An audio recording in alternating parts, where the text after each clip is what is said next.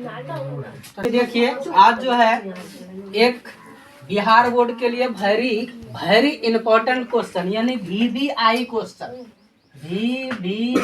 Question को हल करने वाले हैं जो कि प्रत्येक बार बिहार बोर्ड में पूछा जाता है। तो ऐसा सवाल कौन सी है, तो चलिए देखिए। अवतल दर्पण में सिद्ध करें कि 1/f बराबर 1/u प्लस 1/v, इसको सिद्ध करके दिखाना है। तो चलिए आज इस वीडियो को यदि आप देख लीजिएगा तो फिर से दोबारा वीडियो आपको देखने की जरूरत नहीं पड़ेगा। इस तरह से समझाएंगे, इस तरह से बताएंगे कि आपके दिमाग में सीधे ठोक दिया जाएगा। तो चलिए तो स्टार्ट करते हैं। तो ये अवतल दर्पण है, एक अवतल दर्पण को बना लेना है, एक अवतल दर्पण को बनाना है और उसके ये भाग को कलई कर देना है, मतलब पेंट कर देना है। ठीक है, तो पेंट किया हुआ हो जाएगा। उसके बाद इसका नाम रख लेना है MNA अवतल दर्पण है, इसका नाम रख लिए। उसके बाद दर्पण के ऊपर उसको बोलो, लड़की को रोक के, हाँ रोक के, ठीक है रोक के रखो। हाँ सर, MN एक उत्तल दर्पण है, ये बात को समझना। उसके बाद देखिए उत्तल दर्पण पर एक प्रकाश को भेजा गया। जैसे प्रकाश को भेजा गया तो ये क्या हो गया, इधर से क्या हो गया, ये रिटर्निंग हो गया फोकस से होकर के, यानी प्रकाश गया पर दर्पण में टकराया। उसके बाद परावर्तन होकर के वो फोकस से इस होकर के आ गया, इधर से हो गया आ गया। उसके बाद ये प्रधान अक्ष है जो कि P, जहां पर P को ध्रुव कहा जाता है और ये पूरे F फोकस दूरी और C क्या है, वक्रता केंद्र। उसके बाद फिर से समझिए कि पर यहाँ AB मेरा वस्तु है, AB क्या है, ये वस्तु है, AB क्या है, वस्तु है। ठीक है, तो वस्तु पर से एक बार प्रकाश यहाँ से यहाँ भेजा गया, फिर से प्रकाश इधर भेजा गया। ये वक्रता केंद्र से होकर के प्रकाश आया और यहाँ टकराया दर्पण से और इधर ये परावर्तन हो गया, इधर रिटर्निंग हो गया। ठीक है, ये बात समझ गए। उसके बाद देखिए जहां पर इधर से प्रकाश आया और इधर से जो ये फोकस से होकर के आया, जहां पर टकराया वहां पर ये वस्तु का प्रतिबिंब बना। तो यहाँ पर प्रतिबिंब बना, इसका हम नाम दे दिए हैं D और E। D और E ये मेरा प्रतिबिंब है, DE क्या है, मेरा प्रतिबिंब है। समझ रहे हैं, वस्तु और इसका प्रतिबिंब यहाँ पर बना।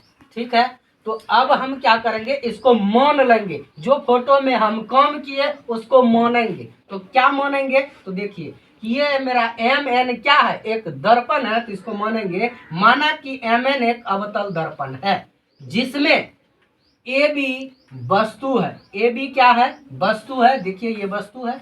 उसके बाद ये D और E, DE एक प्रतिबिंब है, DE क्या है, प्रतिबिंब है।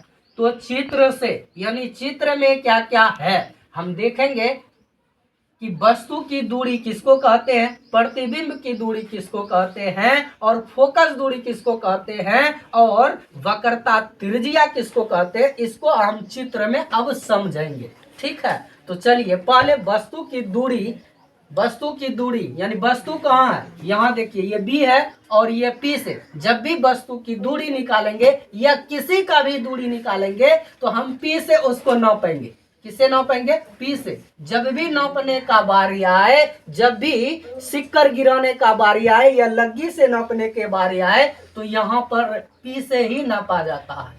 किसे नापा जाता है, P से। तो P से नापेंगे तो PB मेरा क्या हो गया, वस्तु की दूरी। तो देखिए वस्तु की दूरी PB, तो इसको क्या लिख दिए, U। वस्तु की दूरी को किससे सूचित करते हैं, U से। और ये क्या बोलता है, दर्पण के इस तरफ बन रहा है ना, इस तरफ बन रहा है, इसीलिए इसको क्या किए, -U से सूचित किए। ठीक है, उसके बाद प्रतिबिंब की दूरी, प्रतिबिंब कहाँ बना है, DE मेरा प्रतिबिंब है, ये DE प्रतिबिंब है। तो प्रतिबिंब की दूरी अब नापेंगे तो D से P तक, तो D से P तक की दूरी को प्रतिबिंब की दूरी कहेंगे। तो P और D, PD क्या हो गया, मेरा प्रतिबिंब को V से सूचित करते हैं, इसीलिए माइनस क्या हो गया, V हो गया। ठीक है, उसके बाद फोकस दूरी, देखिए P और F मेरा क्या है, फोकस दूरी है। P और F क्या है, मेरा फोकस दूरी है। तो P F को फोकस दूरी और लिख दिए -F। अवतल दर्पण है इसीलिए सब में क्या लग रहा है, माइनस लग रहा है। उसके बाद अब वक्रता त्रिज्या, तो वक्रता त्रिज्या यहाँ पर देखिए, ये वक्रता केंद्र है और इसके बीच की दूरी को वक्रता त्रिज्या कहते हैं। तो वक्रता त्रिज्या किसको, पीसी मेरा हो गया वक्रता त्रिज्या, पीसी बराबर हो गया आर बराबर क्या होता है सूत्र 2f, आर बराबर सूत्र क्या होता है 2f, तो इसीलिए -2f हो गया। बात समझ में आ रहा है। तो चलिए यहाँ तक यदि समझ में आ गया तो अब देखिए यहाँ पर समरूप त्रिभुज लेना है। क्या लेना है, समरूप त्रिभुज। तो कौन कौन सी त्रिभुज समरूप है ये देखिए। पहले ये त्रिभुज समरूप है, ये देख रहे हैं, और ये त्रिभुज, दोनों त्रिभुज क्या है, समरूप है। ये त्रिभुज और ये त्रिभुज दोनों समरूप है। इसका नाम क्या है, इस त्रिभुज का नाम होगा GPF। GPF त्रिभुज समरूप होगा DEF। ये दोनों क्या होगा, त्रिभुज समरूप होगा एक बार। उसके बाद इधर देखिए दूसरा त्रिभुज यदि लेंगे दूसरे बार पुनः लेंगे तो ABC, यानी ये त्रिभुज दिख रहा होगा आप सबको। ये त्रिभुज समरूप होगा किसका, इस त्रिभुज का। ठीक है, समझ गए कि दोनों तरफ दो त्रिभुज है, दोनों को समरूप करेंगे उसके बाद आगे बढ़ेंगे। ठीक है, तो बारी बारी से बढ़ते हैं। यहाँ पर ये त्रिभुज समरूप हो गया है, आप देख लिए। इसको मिटा देते हैं ताकि साफ सुथरा दिखे। पूछ लेते हैं GPF तथा त्रिभुज DEF में। तो त्रिभुज क्या हो जाएगा, समरूप हो जाएगा। कौन, GPF समरूप है किससे, DEF से समरूप है। ठीक है, समरूप हो गया। जब त्रिभुज समरूप है उसकी सभी भुजा और सभी कोण क्या हो जाते हैं, बराबर हो जाते हैं। तो सभी भुजा सभी कोण जब बराबर है तो चलिए देखिए इसमें लेते हैं लंब GP बटा, तो इसमें लिए, इस त्रिभुज में लिए GP और इस त्रिभुज में क्या हो जाएगा DE। तो GP बटा DE का इसका लंब लिए थे, इसका भी लंब होगा। उसके बाद देखिए इसका आधार लेंगे तो इसका भी आधार लेंगे। तो PF बटा DF, PF बटा DF, ये हो गया DF, D और F। ठीक है, इसका आधार तो इसका भी आधार, इसका लंब तो इसका भी लंब यहाँ पर लिए हैं। ठीक है, ये समीकरण क्या हो गया, फर्स्ट हो गया। आई होप आप सबको समझ में आया होगा। उसके बाद आगे पुनः आगे बढ़ेंगे तो ये पुनः इस तरफ का लेंगे। इस तरफ में त्रिभुज कौन कौन समरूप है वो देख लीजिए। ABC, ये एक त्रिभुज बन रहा है। उसके बाद दूसरा त्रिभुज बन रहा है DEC या CDE। ठीक है, ये त्रिभुज समरूप हो रहा है दोनों। ये वाला देख लीजिए, बताए थे पहले भी, ये है और ये दोनों को समरूप करना और भुजा को बराबर करना।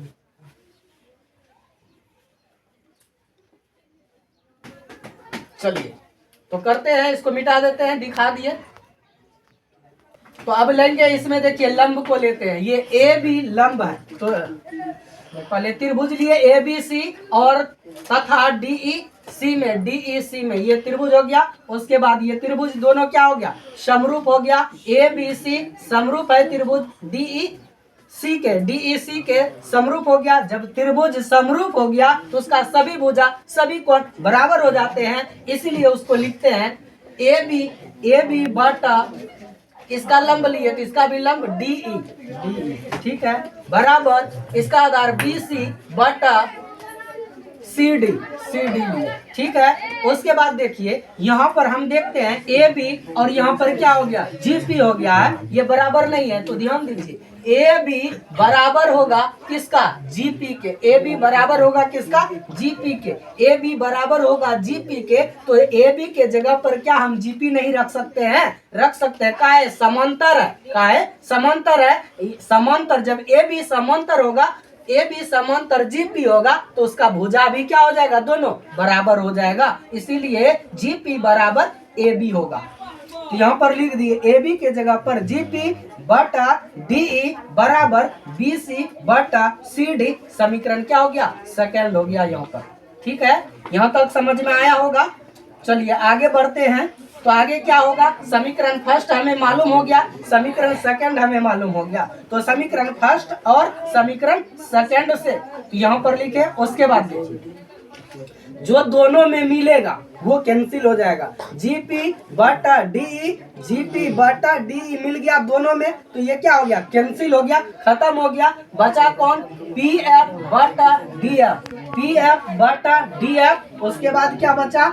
BC बटा CD, BC बटा CD बचा है, यही है। उसके बाद देखिए अब क्या हुआ, ये बचा यहाँ पर। उसके बाद ये कहाँ है उसको देखना पड़ेगा, वहाँ प्रधान अक्षर। ठीक है, तो PF देखिए कहाँ है, ये PF, इसको कोई नहीं काट रहा। ठीक है, ये PF हो गया। उसके बाद देखिए ये PF लेना है, यहाँ PF क्या है, इसको कोई नहीं काट रहा, ये प्रधान अक्ष पर यहाँ है ये PF। तो ये PF रहेगा। और ये DF देखिए, DF यहाँ देखिए DF एक क्या है? छोटी भुजा है। क्या है? छोटी भुजा।